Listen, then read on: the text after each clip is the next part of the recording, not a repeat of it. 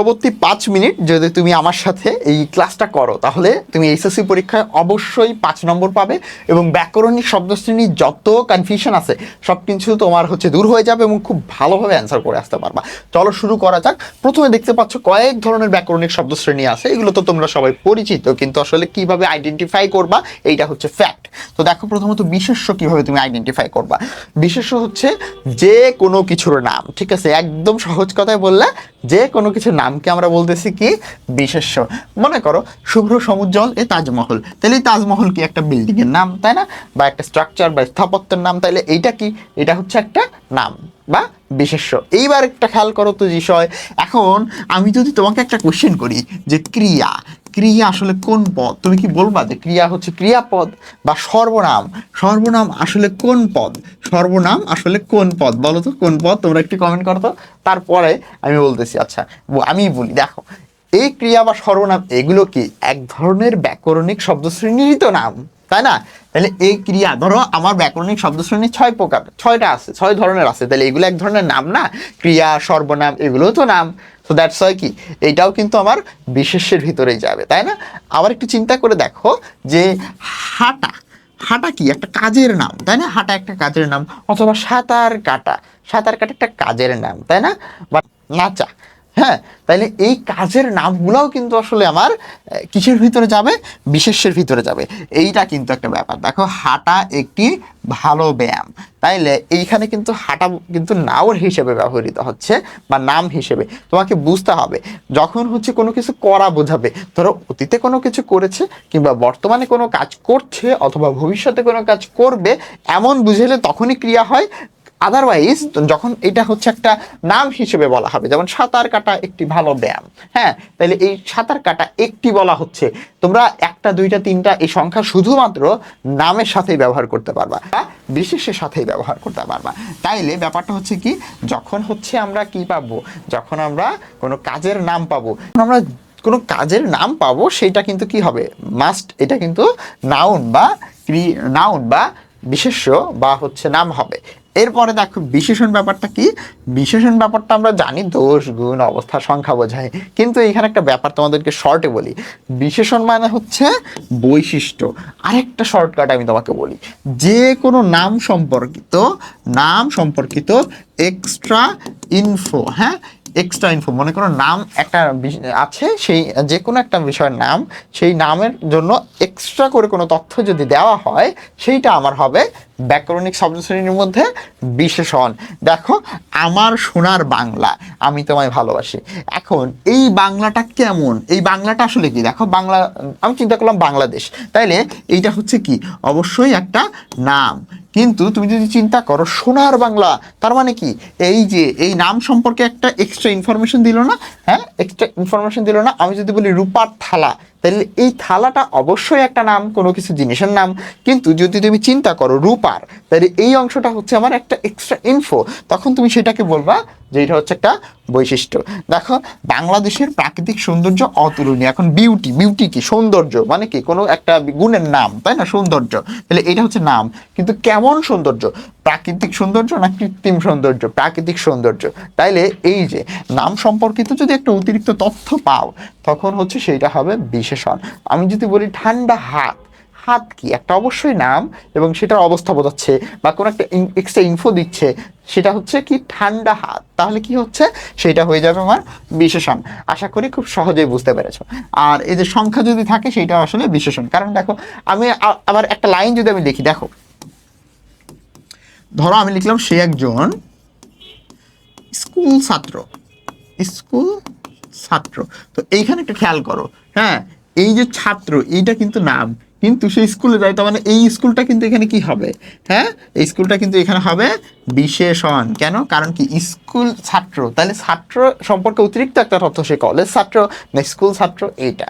তো আরেকটা বিষয় এখান থেকে আমরা শিখতে পারি, জাস্ট তুমি দেখবা যে এরপরেই একটা নাউন থাকে বা এরপরেই একটা নাম থাকে বা এরপরেই একটা বিশেষ্য থাকে, মানে বিশেষণের পরে সাধারণত বেশিরভাগ ক্ষেত্রে একটা নাম পাওয়া যায়। হ্যাঁ, তো এই আর কি। তো এইটা ছিল আমার বিশেষণ। এরপরে চলো সামনের দিকে শিখি সর্বনাম, যেটা থেকে খুব সহজেই তুমি আইডেন্টিফাই করতে পারবে। 1 নাম্বার কিন্তু এখান থেকে আসে প্রত্যেকবার। যে কোনো কিছু নামের পরিবর্তে যা কিছু ব্যবহার করা হয়, বললাম যে সে এখানে দাঁড়িয়ে আছে কিন্তু তার তো একটা নাম আছে, তাই না? যেমন আমি এখানে দাঁড়িয়ে আছি, তাহলে আমিটাও আসলে একটা সর্বনাম, কারণ আমার নামটা তো আমি আর এখানে বলতেছি না। হ্যাঁ, আবার যদি চিন্তা করো যে মোদের গৌরব মোদের আশা আমরি বাংলা ভাষা, তাহলে মোদের মানে কি? এই ধরো আমার বাংলাদেশের 17 কোটি মানুষ আছে বা 17.5 কোটি মানুষ আছে, তাদের সবাইকে বোঝাচ্ছে, সবাই নাম তার এখানে উল্লেখ করতেছে না। সো নামের পরিবর্তে আমরা যা কিছু ব্যবহার করব সেটি হবে সর্বনাম। চলো কোথাও একটু ঘুরে আসি। এই কোথাও ধরো কক্সবাজার, নাকি হচ্ছে বান্দরবান, নাকি হচ্ছে সেন্ট মার্টিন, নাকি সুন্দরবন, ঠিক আছে? ব্যাপারটা হচ্ছে সেইটা কিন্তু উল্লেখ করে নাই, তার মানে কি এইটা হবে সর্বনাম, মানে নামের পরিবর্তে যা ব্যবহার করা হয়। এরপরে যেটা তোমাদেরকে একটু ভালো করে বুঝতে হবে, এটা হচ্ছে ক্রিয়া। এটা হচ্ছে ক্রিয়া বা অ্যাকশন। তো এইখানে মূলত তোমাকে আসলে ওইভাবে চিন্তা করার দরকার নেই। তুমি চিন্তা করবা যে কাজ করা বা অ্যাকশন বোঝাবে। ক্রিয়া মানেই অ্যাকশন, ঠিক আছে? ক্রিয়া মানেই আসলে অ্যাকশন বোঝাবে। খুবই খুবই গুরুত্বপূর্ণ। ক্রিয়া মানে কি বোঝায়? ক্রিয়া মানে হচ্ছে অ্যাকশন বোঝায়। ব্যাপারটা কি? যে কোনো কাজ করা বোঝাবে। নট, ধরো আমি বললাম হাঁটা একটি ভালো ব্যায়াম, এখানে কিন্তু এমন বোঝাচ্ছে না যে কোনো একটি ব্যক্তি বা কোনো একটা বিষয় কোনো কাজ করতেছে, এমনটা বোঝাচ্ছে না। যখন কাজ করবে, প্র্যাকটিক্যালি যখন কাজ করা বোঝাবে, তখনই শুধুমাত্র আমার ক্রিয়ার প্রসঙ্গটা বা ভার্বটা আসবে। দেখো, কাজ করা, নট কাজের নাম, কাজ করা। সাঁতার কাটা একটা ভালো গুণ, এখানে কেউ সাঁতার কাটতেছে না এখনো, কিন্তু যদি বলি সে সাঁতার কাটতেছেন, ওইখানে কিন্তু আসলে আমার ক্রিয়ার ব্যাপারটা আসবে। দেখো, ইসলামের নবী বলেছেন উপরের হাত থেকে নিচের হাত শ্রেষ্ঠ। এই যে তিনি কিন্তু এখানে একটা কাজ করেছেন, বলেছেন, তাই না? হয়তো অতীতে বলেছেন, আগে বলেছেন, তাই না? তাইলে এই বলেছেনটা কিন্তু এখানে ক্রিয়া। আবার দেখো, বুঝিয়াছিলাম মেয়েটির রূপ বড় আশ্চর্য। বলো তো এটা কোন হচ্ছে তোমার লেখকের উক্তি বা কোন রচনার উক্তি? তাহলে দেখো তো, এই যে বুঝিয়াছিলাম, হ্যাঁ, এইখানের এই যে বুঝলাম মানে কি? আমি আন্ডারস্ট্যান্ড করলাম, মানে অলরেডি আমি এটা অনুভব করেছি, মানে কোনো একটা কাজ করেছি। সো দ্যাটস ওয়াই এইটা কিন্তু হবে ক্রিয়া। বুঝতে পারছো? ক্রিয়া হচ্ছে অ্যাকশন বোঝাবে, যে কোনো কাজ করা বোঝাবে। হ্যাঁ, এবং বেশিরভাগ ক্ষেত্রে দেখা যায় এই যে লাস্টের দিকে ছ দিয়ে শেষ, ছ, হ্যাঁ, ছি, ছিলাম, এই টাইপের শব্দ লাস্টে আসে, বা ল দিয়ে। হ্যাঁ, এই যে বুঝিয়াছিলাম, করলাম, হ্যাঁ, বললাম, তাহলে ল ল দিয়ে এরকম তোমার শেষ হয়, ঠিক আছে? স বা ল দিয়ে যে শব্দগুলো শেষ হয়, তখন কিন্তু আসলে দেখা যায় যে ক্রিয়া। আমরা এটা একটা শর্টকাট হিসেবে ধরতে পারি। ল, লে, লাম এই ধরনের শেষে থাকে। হ্যাঁ, করলাম, করলে, হ্যাঁ, তুমি এটা কেন করলে? তাহলে এই যে করা বোঝাচ্ছে, তার মানে কি? কোনো অ্যাকশন বোঝাচ্ছে। মানে যখন কেউ কোনো কাজ করবে, এই কাজ যদি তুমি কেউ করে, হ্যাঁ, তখনই ভার্ব আনবা বা ক্রিয়া আনবা, আদারওয়াইজ তুমি কখনোই ক্রিয়ার কথা চিন্তা করবা না। তো ফ্যাক্টটা বুঝতে পারছো আশা করি। কাজ করা বোঝায়, কাজ করা বোঝায়, এই জায়গাটাই সবচাইতে একটু জটিল। এটা কিন্তু তোমরা বুঝতে পারলে আর কোনো জায়গায় সমস্যা হবে না। এরপরে দেখো, এরপরে আমরা দেখবো হচ্ছে ক্রিয়া বিশেষণ। তো ক্রিয়া তো খুব ভালো করে তোমরা বুঝলা যে আসলে কাজ করা বোঝাবে, তাই না? কাজ করা বোঝাবে। এইবার আমরা যদি চিন্তা করি যে ক্রিয়া বিশেষণটা কি, আমরা শিখেছিলাম যে সাধারণ বিশেষণটা আসলে কি?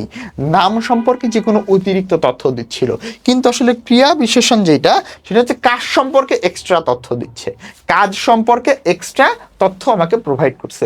এখন আমি যদি বলি যে আসলে যে কোনো একটা কাজ, ধরো আমি বললাম যে আমি মাঠে দৌড়াচ্ছি, তাহলে দৌড়াচ্ছি এটা তো অবশ্যই একটা কাজ, তার মানে এটা আমার ক্রিয়া। কিন্তু কোথায় দৌড়াচ্ছি? মাঠে দৌড়াচ্ছি, তার মানে কি? কাজ সম্পর্কে এক্সট্রা তথ্য দিচ্ছে, সেইটা হবে ক্রিয়া বিশেষণ। ব্যাপারটা কেমন? ঘোড়া অতি দ্রুত চলে, তাহলে এখানে দেখো এই চলাটা অবশ্যই কি? চলাটা অবশ্যই হচ্ছে আমার ক্রিয়া। এখন যদি দেখো যে দ্রুত চলে না আস্তে চলে, কিভাবে চলে, তাই না? কিভাবে চলে, এটা আমার একটা অতিরিক্ত তথ্য, তাহলে এইটা হবে আমার ক্রিয়া বিশেষণ, তাই না?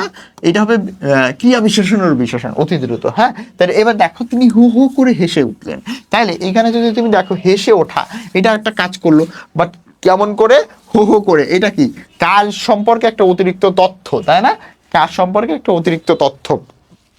এরপরে দেখো, নদীর বুকে চট জেগেছে, চট জেগেছে, তার মানে কি? আমি তো তোমাদের আগেই বলছিলাম যে ছ বা ল দিয়ে শেষ হয় ভার্বগুলা বা ক্রিয়াগুলা বাংলার ক্ষেত্রে।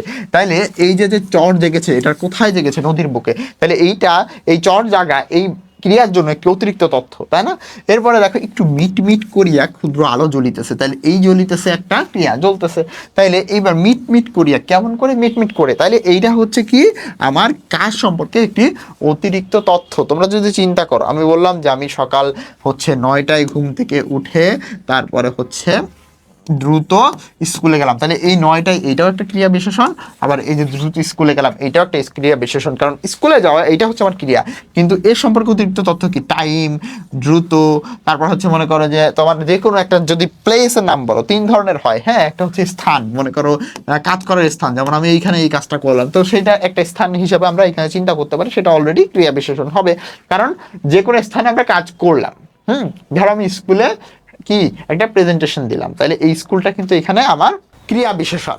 সো এখানে তোমাকে একটা বিষয় বুঝতে হবে, অর্থাৎ 3টা জায়গা, অর্থাৎ তোমার অতিরিক্ত যে টাইমটা বলে দেওয়া হয় কাজের সাথে সম্পর্কিত, বা প্লেস স্থানটা, বা হচ্ছে ম্যানার মানে কিভাবে কাজ করলো, বা কখন কাজ করলো, বা কোথায় কাজ করলো, এই কোশ্চেন যখন তোমরা করবা তখন অলরেডি কিন্তু ক্রিয়া বিশেষণ পাবা। কারণ দেখো এই যে চলার সাথে কি রয়েছে, দ্রুত চলা, হেসে উঠলেন এর সাথে হু হু করে, হ্যাঁ, তিনি ভ্যা ভ্যা করে কেঁদে দিলেন, তাহলে কেঁদে দেওয়া হচ্ছে কাজ, তাহলে ভ্যা ভ্যা এখানে কি অতিরিক্ত তথ্য, কাজ সম্পর্কিত এক্সট্রা ইনফরমেশন, যে কিভাবে করছে বা কোথায় করছে বা কখন করছে, এই ধরনের ব্যাপার স্যাপার। হ্যাঁ, চর জেগেছে নদীর বুকে, হ্যাঁ, মিট মিট করিয়া ক্ষুদ্র আলো জ্বলিতেছে, তাই না? তুমি যদি দেখো যে একটা ক্রিয়া সম্পর্কে একটা অতিরিক্ত তথ্য দেওয়া হচ্ছে, তাহলে চোখ বুঝে সেটা ক্রিয়া বিশেষণ, প্র্যাকটিস করলেই পারবা।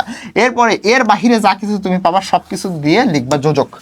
যদি দেখো কোনোটা হচ্ছে নামের মধ্যে ফালাইতে পারতেছে না, অর্থাৎ কোনো বৈশিষ্ট্য বা হচ্ছে নাম সম্পর্কিত এক্সট্রা তথ্য বা বিশেষণের মধ্যে তুমি ফালাইতে পারতেছে না, বা হচ্ছে সর্বনাম করতে পারলা না, ক্রিয়া অর্থাৎ অ্যাকশন বা কাজ করা বোঝাচ্ছে না, আবার ক্রিয়া বিশেষণও বোঝাচ্ছে না, তখন তুমি অটোমেটিক্যালি আসলে যোজক তুমি ওটা লিখে দিবা। এবং এইরকম চিহ্ন যদি দেখো, এইরকম চিহ্ন, হ্যাঁ, বিস্ময় চিহ্ন যদি দেখো, তাহলে লিখবা হচ্ছে আবেগ শব্দ। এটাও কিন্তু পরীক্ষায় বারবার আসে। সো তোমরা যদি এইভাবে পড়ার চেষ্টা করো, খুব ইজিলি কিন্তু আসলে অ্যান্সার করতে পারবা। তোমরা যদি একটু প্র্যাকটিস করো, বোর্ড কোশ্চেনগুলো এখনই দেখবা তোমরা অনেকগুলো সলভ করতে পারছো। জাস্ট মনে রাখবা কি, বিশেষ্য হচ্ছে নাম, বিশেষণ হচ্ছে নাম সম্পর্কিত এক্সট্রা তথ্য, ক্রিয়া হচ্ছে কাজ করা বোঝাবে, আর ক্রিয়া বিশেষণ ক্রিয়া সম্পর্কিত এক্সট্রা তথ্য, এবং বাকি সব কিছু হচ্ছে যোজক। আরেকটা হচ্ছে সর্বনাম নামের পরিবর্তে ব্যবহৃত হয়, এবং আবেগ শব্দ বিষয় থাকবে।